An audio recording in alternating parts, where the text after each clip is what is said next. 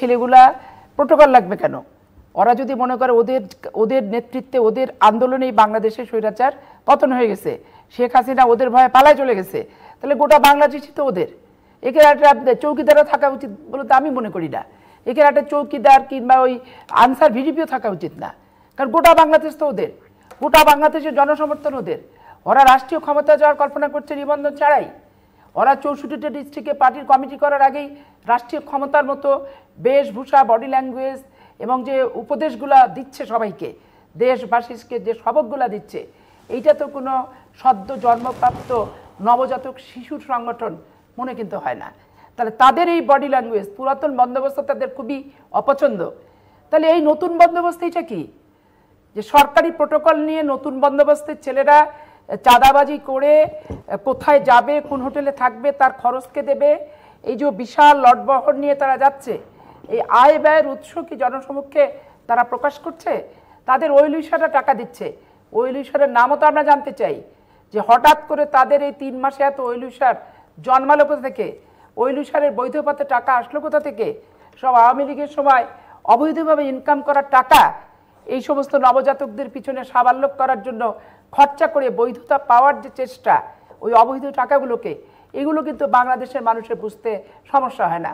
আপনি জামাত ইসলামের অবস্থা দেখেন, তারা যেখানে সোহরাওয়ার্দী উদ্যানে তারা প্রোগ্রাম করলো রেস্ট কোর্সের ওখানে, আচ্ছা করলো, ওখানে একটা মুক্তিযুদ্ধের একটা ইতিহাস আছে, একটা ঐতিহ্য আছে, একটা চেতনা আছে।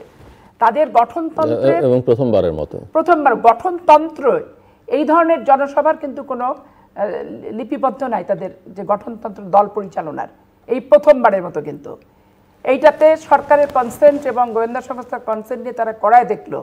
কি কারণে তারা করলো? দেশীয় এবং আন্তর্জাতিকভাবে জানান দিতে, যেখানে তারা অনেক শক্ত। এখানে আলটিমেটলি হলো কি, 50,000 লোক হলে যেই মাঠ ভরে, আমি ধরে নিলাম 3 লক্ষ লোক, বাসায় একটা স্ত্রী একটা সাবাল্য ভোটার রেখে আসছে, আলটিমেটলি 9 লাখ। আপনি 10 লাখই ধরে ফেলেন, তো 300 সিটে 10 লাখ আপনি ভাগ করেন। কারণ জামাত ইসলাম এমনই একটা সংগঠন, চিড়া মুড়ি খেয়ে, ওদের কর্মী তো না, এরা হচ্ছে কর্মচারী, ওরা নিজেরাও চাঁদা দেয়, আবার ওরা বেতনও পায় তাদের কর্মের জন্য। তাহলে ওদের লিস্টেড, সব লিস্টের বাইরে সাধারণ সমর্থক কেউ কিন্তু ওদের নাই, ফ্লটিং ভোটার ওদের কেউ নাই, আমি দেখিনি।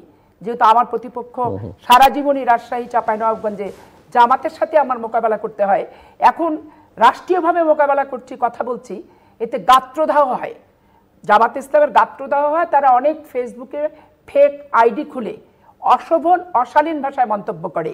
আমি অবাক হয়ে যাই যে তাদের ভিতরে, তারা বলে আমাদের ভিতরে নাকি ইসলাম নাই, কিন্তু ইসলামের দলের ভিতরে এত নগ্ন, এত রুচিহীন, এত কুরুচিপূর্ণ বক্তব্য মন্তব্য তারা যে করে, তারা পুরো পবিত্র মায়ের গর্ভে ছেলেগুলোর যে ছিল 9 মাস, একটা পবিত্র বাবা যে জন্ম দিচ্ছে এদেরকে, আমার ভাবতে অবাক লাগে যে এই সমস্ত ল্যাঙ্গুয়েজ, ভাষা এরা কোথা থেকে আসে। এগুলো কিন্তু তাদের একবারে প্রশিক্ষিত।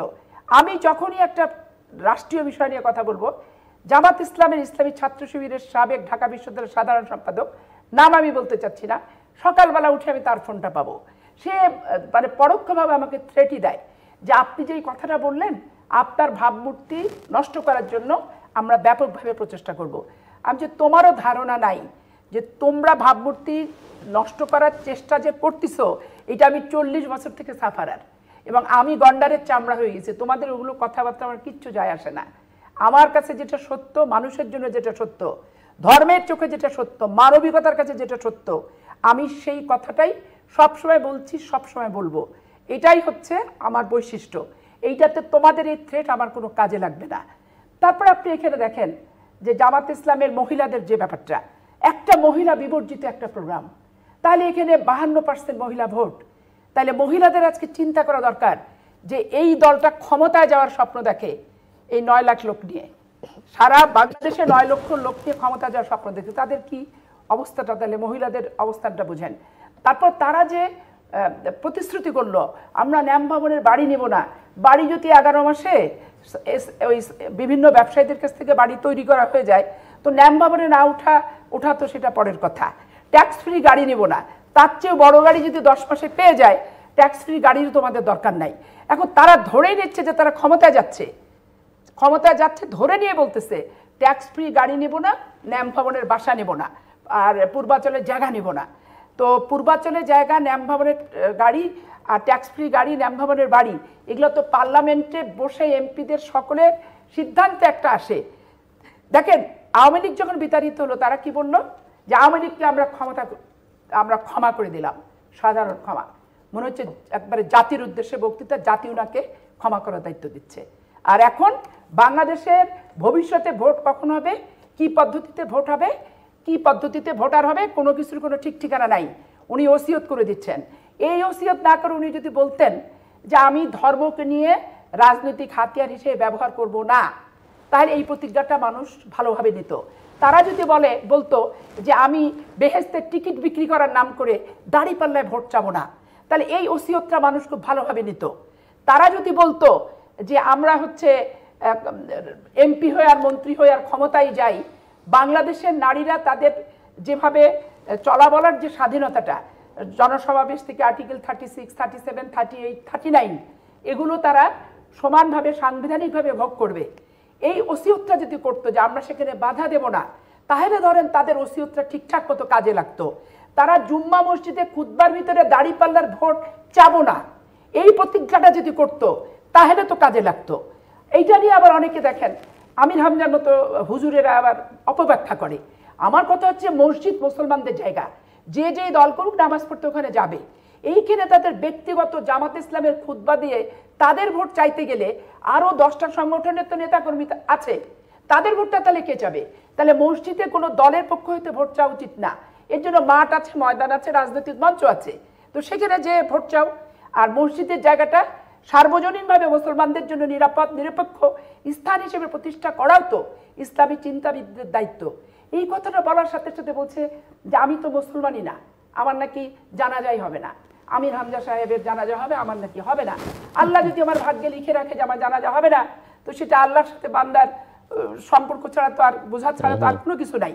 তাহলে এইখানে দেখেন ধর্মকে পুরো অপব্যাখ্যা করছে, অপব্যবহার করছে, কুরুচিপূর্ণ বক্তব্য, কুরুচিপূর্ণ দৃষ্টিভঙ্গি, কুরুচিপূর্ণ কথা, তিলকে তাল, ইমেজ নষ্ট করার জন্য সকল প্রকার নগ্ন কৌশল, একবারে ফেসবুক থেকে শুরু করে আপনার সামাজিক যোগাযোগ মাধ্যম থেকে শুরু করে পত্রপত্রিকা থেকে শুরু করে সমস্ত কিছুতে লিপ্ত। তাহলে গীবত করা তো মহাপাপ। তাহলে প্রতিনিয়ত মানুষের ব্যক্তি ইমেজ নষ্ট করার জন্য মিথ্যার আশ্রয় নিয়ে তারা যে কর্মকাণ্ডগুলো আছে, হাদিস কোরআন কোথায় আছে এটা বলেন? কোথাও কিন্তু নাই। তাহলে আজকে জামাত ইসলাম যেটা শপথ নেওয়ার দরকার সেখানে শপথ নাই, যেখানে প্রয়োজন নাই সেখানে নিচ্ছে। তাহলে এদেরকে দেখেন, তারপর হুট করে উনি অসুস্থ হয়ে গেলেন। অসুস্থ হলেন, আলহামদুলিল্লাহ উনি তেমন কোনো ভাবে খারাপ কিছু হয়নি। বক্তৃতার গলার জোর তো ওনার কমলই না, হাসপাতালেও হাস্য উজ্জ্বল। অন্ততপক্ষে সবাই মিলে তাকে দেখতে গেল, ফোন টোন চিকিৎসাপত্র সব কিছু নিল। 4 ঘন্টা পর বাসায় গেলেন, ওই সহি সালামতে উনি ভালোই আছেন, শুকুর আলহামদুলিল্লাহ যে খারাপ কিছু হয়নি। এখন এই যে মানে এদের যে ব্যাপারগুলো আমাদের সাথে পায়ে পা বাঁধায় গণ্ডগোল, পুরাতন বন্দোবস্ত চলবে না, একটার পর আর একটা দ্বিতীয় কোনো বিকল্প নাই। এই যে অ্যাডের মতো করে জামাত ইসলাম আর এনসিপি বিভিন্ন জায়গায় ছাড়ছে, তোমাদের বিকল্প কি? পার্টির প্রোগ্রামকে একবারে মার্চ টু অমক, মার্চ টু তমক বলা। তোমার এক পুরাতন বন্দোবস্তের ভিতর নেই, কি নতুন বন্দোবস্ত? কক্সবাজার যে সালাউদ্দিনের মা মাসি গোষ্ঠী উদ্ধার করে গাল দিলা, তো সালাউদ্দিনের কি 15 বছরের কন্ট্রিবিউশন নাই? ওকে নিয়ে যে শিলংয়ে ফেলে দিল, কি ইচ্ছা করে চলে গেছে? ওর পরিবার পরিজন দল সবাই তো 15 বছর সালাউদ্দিনকে ছাড়া আমাদের থাকতে হয়েছে। এখন পর্যন্ত ইলিয়াস আলীর হদিস নাই। তো পুরাতন বন্দোবস্ত আমরা, তোমরা নতুন বন্দোবস্তে ইলিয়াস আলীকে তার পরিবারের কাছে ফেরত দাও, চৌধুরী আলমকে নতুন বন্দোবস্তে ফেরত দাও। তোমাদের নতুন বন্দোবস্ত সাগরে বিমান উড্ডয়ন করো, যুদ্ধজাহাজ চালাও, প্রশিক্ষণ দাও। মাইলস্টোন কলেজে কেন? তোমাদের নতুন বন্দোবস্ত বিডিআর পিলখানার হত্যা করো, তোমাদের নতুন বন্দোবস্ত সারা বাংলাদেশের গুমখুমের বিচার করো। তোমরা সেগুলোর ভিতর নাই। তোমরা একটা খুপড়ি রাজনৈতিক সংগঠন খুলে দিলা, একটা চাঁদাবাজির খাত একটা শুরু করলা, এটা নিয়ে খাত খুলে দিয়ে গোটা বাংলাদেশে এখন বিশৃঙ্খলা করে বেড়াচ্ছ, গোটা বাংলাদেশে একে তাকে নিয়ে সমালোচনা করছো। মানুষ অনেক ধৈর্যশীল, কারণ ইউনুস সরকারের প্রতি মানুষের আশাটা একটা প্রত্যাশা ছিল, আশা ছিল, ধৈর্য সরকারের সমর্থন দিছে। কিন্তু এই সমর্থনের বাঁধটা ভেঙে যাক, ধৈর্যের বাঁধটা ভেঙে যাক, এইটা কিন্তু দেশের মানুষ আর চাচ্ছে না। দেখেন বাংলাদেশের নির্বাচন প্রত্যেকটা জিনিস একটা করে লেজ বাঁধা দিচ্ছে। নির্বাচনের প্রসঙ্গটা পরে আসি আচ্ছা। পরে